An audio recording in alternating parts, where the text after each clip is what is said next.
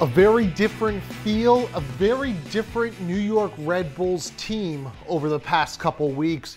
9 points from their last 3 matches. Mission accomplished if you're head coach Jesse Marsch. Hello there, and thank you for listening to the Red Bulls Insider podcast on MSGnetworks.com.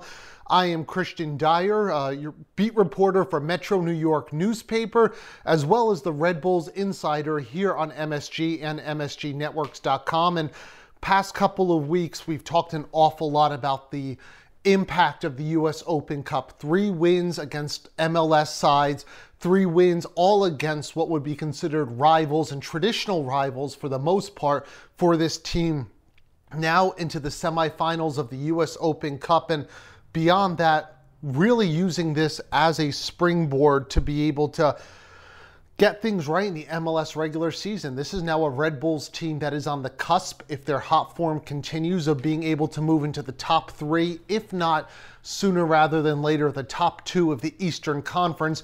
They've done so with a back line that's really coalesced, a new formation that I think has added a positive wrinkle to this team moving forward, as well as the fact that they're getting good production from the midfield and also up top consistency from Bradley Wright Phillips, which is never really an issue for the striker, who's always been so steady for this team over the years. But when you look at where this team was 6 weeks ago and where they're at now, coming off of now 9 points in 3 matches, 3 very winnable games, but certainly doing what they were supposed to do to now springboard into being in a solid spot for a playoff spot, as well as just being able to get a season that was kind of teetering in the 500 sort of category, a game above, a game below. Now, what they've been able to do over the past 6 weeks with the U.S. Open Cup is really take things to another step. I like the fact that this 3-man backline that really defends more like a 5-man backline seems to be playing to their overall strengths right now. It also is allowing the midfield to be able to get that foursome of Sacha Kljestan, Tyler Adams, Felipe, and Sean Davis, gets them on the field at the same time, really makes teams have to go wide, in which case then there are the wing backs such as a Kamar Lawrence, who should be slotted into the starting 11 soon, as well as whether it's Connor Lade, Sal Zizzo, Amir Murillo, or even an Alex Muil at that spot, gives an awful lot of flexibility in terms of how they can defend, forcing teams to go wide, and then being able to attack centrally and be able to spread things out with their movement off the ball. This formation seems to settle a lot of issues that this team had, and that doesn't even mention some of the big news from the past week, right? Mohamed Keita coming on board. I know not necessarily the big name attacking player a lot of fans were looking for or craving, but with all that being said, he's a pacey attacking option, can play as a striker, winger, or even as a number 10. He comes highly recommended from Bob Bradley, who had coached him on loan in Norway. He also brings not just the position versatility, but the ability to go 1v1 in some of those attacking situations, something this team has been lacking really since this point last year when Mike Grella began to be afflicted by a variety of different injuries. The knee injury is the one that's shelved him now this year. I think Mohamed Keita brings a little bit of that uncharacteristic spark that this team needs.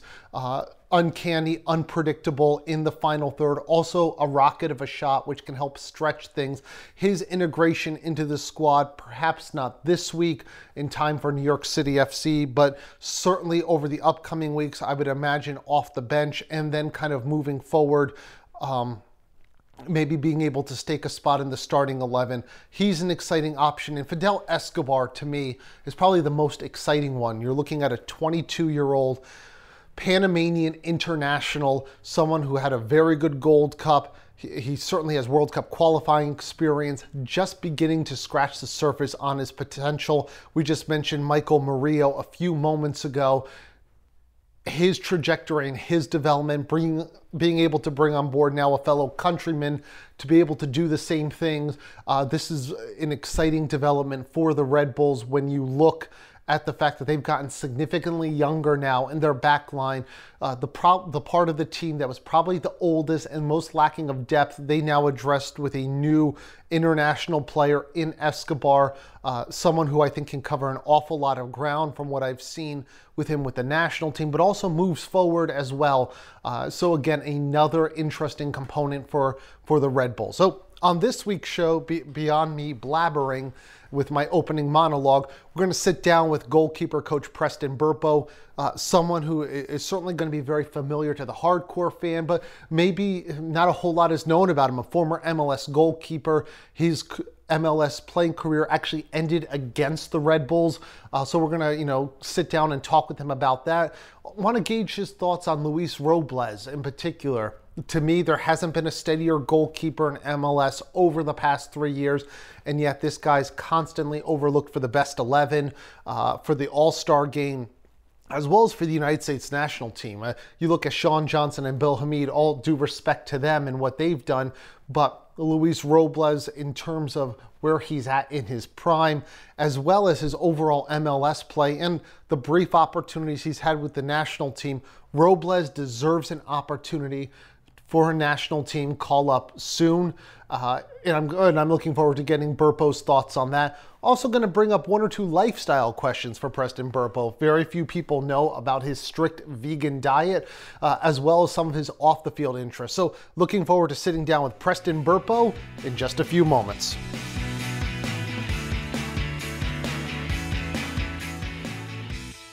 And now we have Preston Burpo on, and Preston, you are now the second assistant coach we've had on the staff, third member of the coaching staff. Chris Armas was the first guest on the show, so no pressure here. But Chris is a pretty funny guy, pretty entertaining, some good stories. So you got to compete with that. But again, no pressure. Yeah, tough act to follow if I'm following Chris up. So you'll have to let me know how we do after. Well, it's been a busy year for you, and we were just talking a few moments ago about the goalkeepers. Luis again performs probably one of the top goalkeepers in the league. I'm sure you have some thoughts on him. Ryan Mira in the Open Cup has been tremendous and certainly shown his capabilities and the caliber. And then Evan Loro recently this week in the homegrown game as well, second half, 4 saves. The one that he couldn't stop was an absolute screamer. So you've got your hands full with a pretty talented group of goalkeepers. Yeah, I'll start with Evan just because he played last night.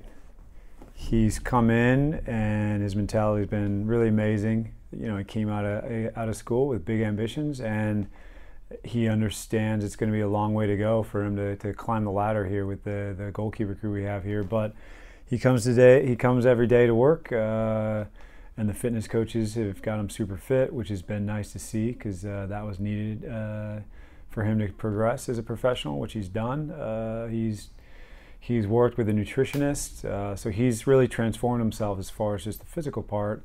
And the mental part he's been working on, and again, like I said, he understands it's going to be a grind for him to take that #1 spot down the road. But yeah, he's gotten a bunch of games in the USL, which he's getting better. And then last night was kind of nice to see all the work he's put in here the last 6 months to show in the homegrown game last night, where he's got a decent crowd in front of him, and I know a lot of MLS coaches are watching that game last night. So yeah, I was really proud of him and how he performed, and he looks confident, and yeah, he's growing as a keeper for sure. So how much do you get to see Evan? I know you see him sometimes in training when you bring in a third or a fourth goalkeeper. I'm sure you watch some film, but the USL has a pretty good goalkeeper coach in Vadim as well. So how much do you get to work with him and track him and communicate with the USL coaches and with Evan himself? Yeah, I mean, there's constant communication with Evan. I mean, Evan, whether he's training with the first team or the USL team, I see him on a daily basis, just because if he's not with us, he's usually in the gym, when we're getting ready to go out. And, so if it's a conversation about the previous weekend of the game, I mean, it's pretty much every day. And then he's with us, I would say, over half the time training. And then Vadim's amazing in terms of what he puts Evan through and his keeper crew through. And Vadim and I discuss a lot of film. We go through the film of Evan and Diaz, and talk about positioning and what we think he could do better on, and keep plugging away with him. I mean, what kind of challenge is it to work with Luis, someone who's so established, who's so personally driven and motivated? I'm sure he has his likes and dislikes when it comes to goalkeeper training. And I don't know if people know just how unique goalkeeper training is within MLS, but when you're working with someone who's that motivated to keep him at that level, maybe throw something at him that he's not suspecting on a daily or hourly basis. Yeah, so Luis is unbelievably self-motivated. So from my end, it's not easy, but it makes my job a little bit easier, I guess, because he wants to work. I mean, he shows up, he does his gym work, he does everything inside, massages, and then when he gets out on the field, whether we have a half hour or 45 minutes, he's there to put a lot in. And I think what Luis understands, and Evan and Ryan Muir understand, that I put a lot of time into trying to come up with ideas and making sure they stay engaged for a training session and try to get a lot out of it. I mean, something that we've incorporated a lot into this year that actually was, an idea of Luis was, big game moments. And so that's kind of, training sessions. Well, that will be the theme where, you're thinking about game being 0-0, whether it's in the league play or in the playoffs where it's 0-0, or you're 1-0 up and you got to make one big save. So we've kind of implemented that a bunch this year, and I think that's helped.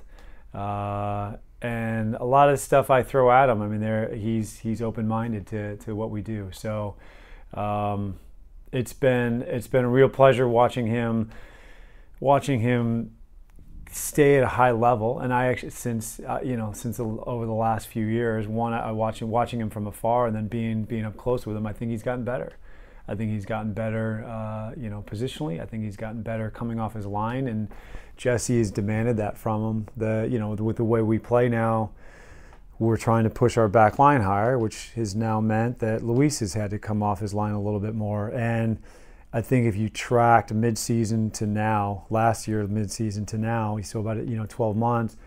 The amount of times he comes off and clears balls out of his box has gone up a lot from the first half of last season. So he puts a lot of thought into that and watches film, and we talk about that. So I can't say enough about him. I mean, he's been amazing to work with. And as far as being a keeper in this league, is being one of the better keepers in this league, I'm confused as to why he's not getting called on the national team. Well, Preston, that's going to be my next question. So thanks for ruining the moment here.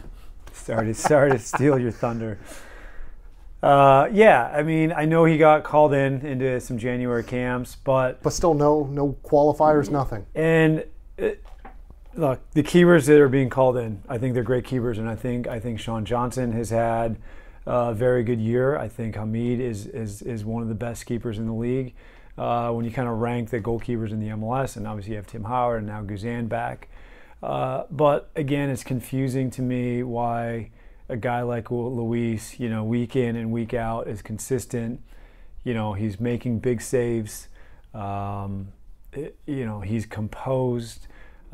He understands what it takes to be in big moments. And I would think that at some point, Arena, might change his mind and say, okay, we've been tracking this guy now for a bunch of months and games and years, and kind of bring him back into the fold. I mean, but in the end, look, they're making their decisions, and Luis, does what he does, and we do what we do. And but yeah, I hope that there is some change in that thought process down the road with Arena. Are you familiar with what an elevator pitch is? An elevator pitch? I do not know what an elevator pitch is. Supposed to be your 30-second pitch to somebody if you're on an elevator with them to sell them on an idea or a business. So you're in an elevator with Bruce Arena. Give me the 30-second pitch why Luis Robles should get called into the next set of World Cup qualifiers, maybe September at Red Bull Arena. Yeah, I mean, just some of the stuff that I just said. Again, his composure in the goal. I mean, if you watch him, nothing phases him.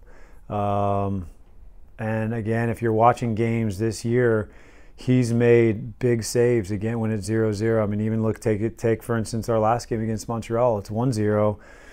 Tabla gets in behind and he makes a massive save to keep it at 1-0. 10 seconds. Yeah, and then we go into win the game. So for me, it's like, why not bring him in? He'll help you out.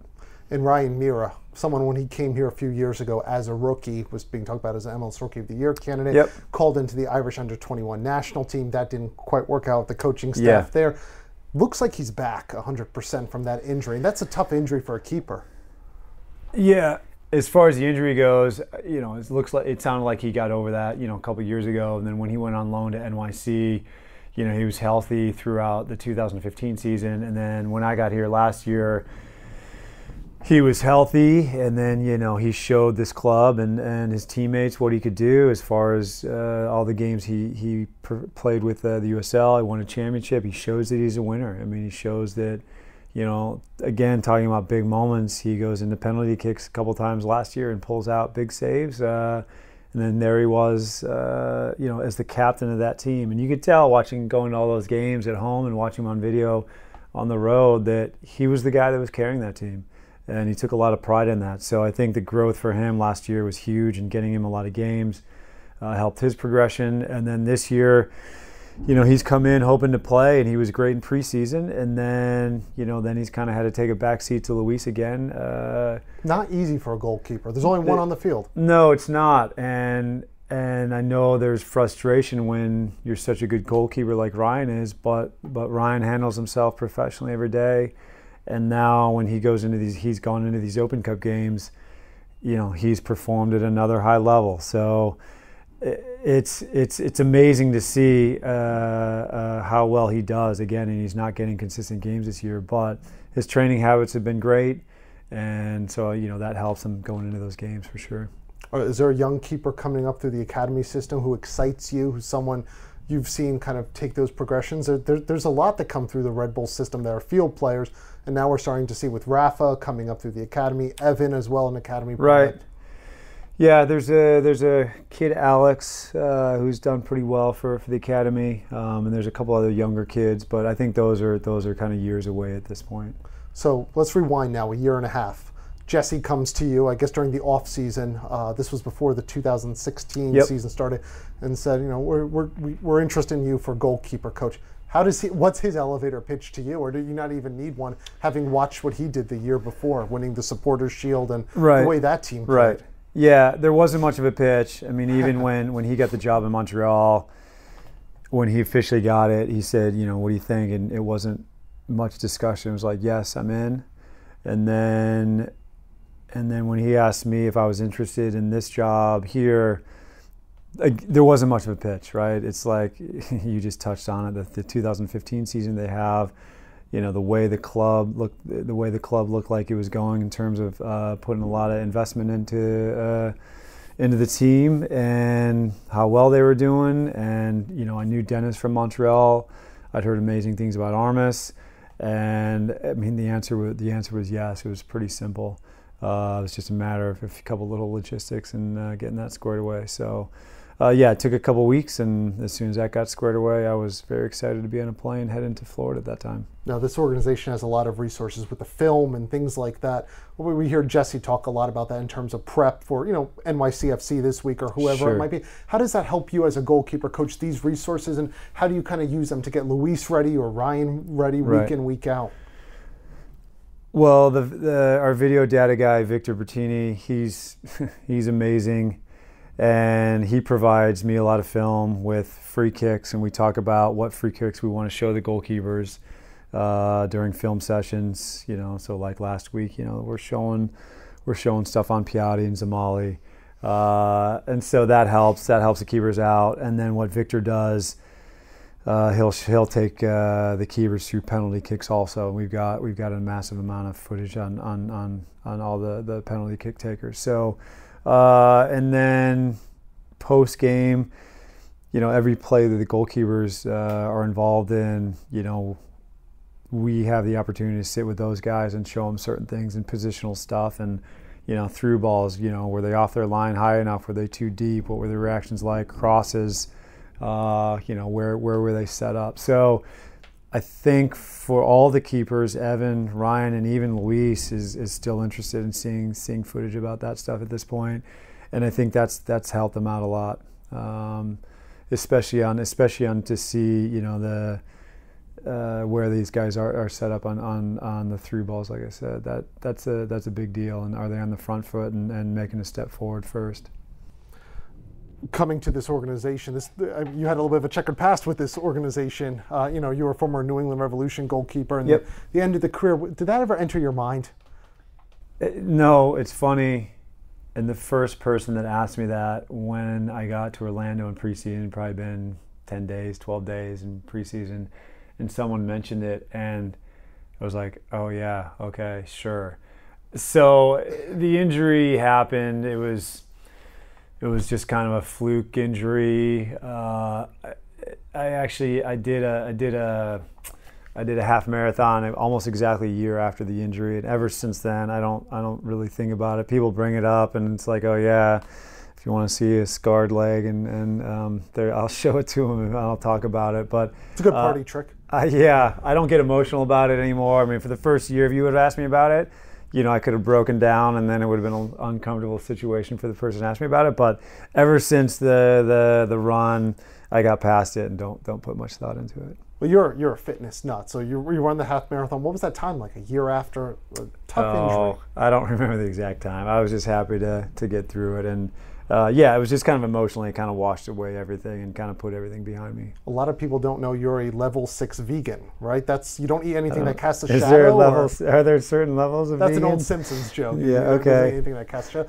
Tell us a little bit about how you got into the lifestyle and why it's the right fit for you, and maybe sell some people on why this is something they should consider. We have plenty of tape time. I didn't even think we'd get into the vegan thing. It's fascinating. Well, you bring your own food to the training facility, right? A lot of the days I've seen you at USL games snacking, bringing your own snacks and healthy options. So, well, it's been a process. Toward the end of my career, when I played in New England, I was doing mostly fish at that time. Only because I lived in the city and I lived by Faneuil Hall, and there was a market every week, and I'd load up on fish, and so that's kind of how that I got into that. And then when I went home in 2000, at the end of 2010, my girlfriend wasn't eating any meat, so then that kind of progressed into me not eating fish, and then then you start reading some reading some books and watching some documentaries, and then seeing how animals are treated and what gets put into the food that you eat. It didn't really make sense to me why I would even go back to meat in terms of what was in the food, and almost to me it's like this vicious cycle of you're eating food that has steroids and antibiotics pumped into it.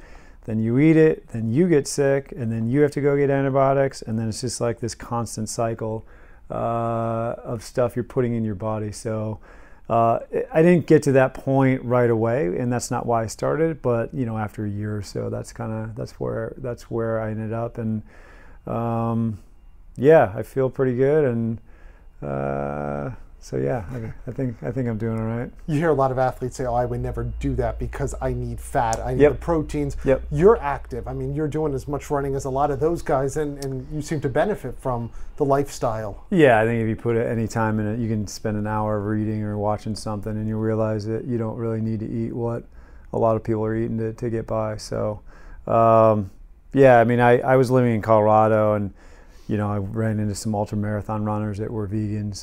There was an MLS player, coach, also Wade Barrett. He does ultra-marathons. I mean, these guys are running, literally 100 miles at a time, and these guys aren't eating animal products. So, I mean, if you understand what to buy and what to put in your body, you'll have more energy than you need. Anyone over in that other building ever ask you about it or show any interest in maybe at least blending in some components? Player-wise, no. And, that's not true. Sal Zizzo's wife is a vegan. I don't know if I'm supposed to be promoting Sal's wife as a vegan, but she is. And Sal, Sal's obviously around it a lot, and he understands it. I don't think I'm not sure if he would go to being a vegan while he's playing, because it's psychologically too. I'm not sure I would recommend it either. I'd try it in the off season if someone was thinking about it. But mid-season to try to tweak your eating routine would be a little risky, and I think more for mental reasons. But Tony has an intern in here this summer that I just found out he's gone vegan the last few weeks. So I threw him some ideas on some amazing Beyond Meat burgers and Field Roast products. There's your plug, Field Roast. There you go. All right, so we're you're having Gordon Stevenson, Director of Media Relations from the Red Bulls, over for dinner. What are you making Gordon to introduce him to the vegan lifestyle? We're probably gonna throw on a bunch of vegetables on the barbecue: asparagus, some broccoli. Maybe some zucchinis, great this time of year. Well, my man Dylan hooked me up with a couple of zucchinis actually from his garden right in the back of the building, and they were amazing. So thank you, Dylan. A little plug for Dylan now, so all right. Yeah, so we could throw some of those on, and then we'd get some type of field roast sausages or burgers, and obviously we'd go get some IPAs. We're allowed to say that. I mean, Gordon is a noted drinker around these parts. Go get some local, some local the best beers. part about it is here, for those who aren't part of the podcast, Gordon is sitting here listening to this and can't answer or say a word about it in response. So he's plotting my demise as we speak. You're also a big fitness guy as well. You bike to and from the facility. How are you going to get home with this thunderstorm outside? Well, it's going to be an Uber day? Today, no. I checked the weather, so today I ended up taking the car. It's a pretty good bike ride. I've only a handful of miles. It's a pretty straightforward ride. But yeah, I mean, I like getting out on my bike, road biking, and then I've been doing a lot of trail running this spring and summer. So it's been a very pleasant surprise finding some cool trails in and around the central New Jersey area. It's been a lot of fun. Final question, where's the best spot to go biking in the New York, New Jersey area? The best spot, well, there's been some pretty cool spots. The Great Lakes Swamps Reservation. Down 287? Yeah, so I've been there a handful of times. So seems like Saturday and Sunday mornings, that's kind of the mecca of the cycling area in this area. So that's been a lot of fun. Good roads out there, and the cars are aware of all the cyclists. Confession time, I never learned how to ride a bike. That's really weird to me. It is. It's very weird. It's really strange. Like, who doesn't? My wife is a huge bike rider. I know, right? Seriously. Is she going to get you some training wheels for Christmas? I don't know. We were talking about a tricycle, an adult tricycle, maybe. That would be all right. I don't know. I grew up in a neighborhood where a lot of kids my age, so I never had to. I thought everyone knew how to ride a bike. I should. It's like picking up riding a bike, I guess they say. Yeah. So I guess I have other towns. We're still looking for them. It's not podcasting, I'll tell you that much. All right. Preston Burpo, thanks so much for your time. Yeah, thanks for having me. A lot of good stuff there from Preston Burpo, and a little bit of a revelation from me about my Achilles heel. I never learned how to ride a bike. So if anyone out there wants to teach me how to ride a bike, we'll start with the tricycle, hopefully basking some ribbons on the front, colorful ones. I like yellow, I like purple. So certainly hoping that maybe that's something we can get done in 2017, so this doesn't become a running joke at my expense. I cannot ride a bicycle. And you couldn't see it, but the look on Preston Burpo's face when I admitted to it, horror, sheer horror at that. So you know what, we're gonna have to make sure we take care of that. My wife, big into riding her bike, loves it for the healthy lifestyle, and frankly, just I think to get away from me sometimes. But we're gonna have to take care of that so that I can now follow her when she tries to escape me. Great stuff from Preston. Little nugget here. He talked about how he didn't think about coming back to play, or coach rather, a Red Bulls team where he ended his career, that horrific knee injury that he had. I was the one who actually asked him in Florida about it, and just, seeing him go kind of put everything together and realize that, this was a Red Bulls team. The player was Dane Richards, who was involved in that, kind of putting it together. That was interesting. Such a life-changing moment for Preston Burpo. But yeah, fantastic guy. And I get to see him working with the goalkeepers. And I think what makes a great coach, whether it's a head coach or a position coach like Preston Burpo, is not just your knowledge of the game, which he has, certainly with MLS. He was a long-time MLS goalkeeper. There's a reason why he was in the league as long as he was. He was fantastic, great positioning, a thinking man's goalkeeper, very underrated reflexes. But he not only has that knowledge set, but it's great to see him just be able to have the teaching moments and not be afraid to maybe get off what he had planned for the day, working with the goalkeepers, that half hour, 45 minutes he has with them while the team is doing some other stuff. The field players are involved in other things and drills, but just the fact that spur of the moment, he can see something, work on something, bring a goalkeeper aside and be able to impart some of that knowledge and wisdom. Preston Burpo is absolutely a student of the game. He's got a great personality for the position. Again, I was a former goalkeeper in college, and seeing what Burpo does and brings to the table every single day, his organization abilities, his patience, and just his ability to communicate, that little nugget here or there is so very, very helpful. I think Preston Burpo, someday, he's got the personality and the temperament.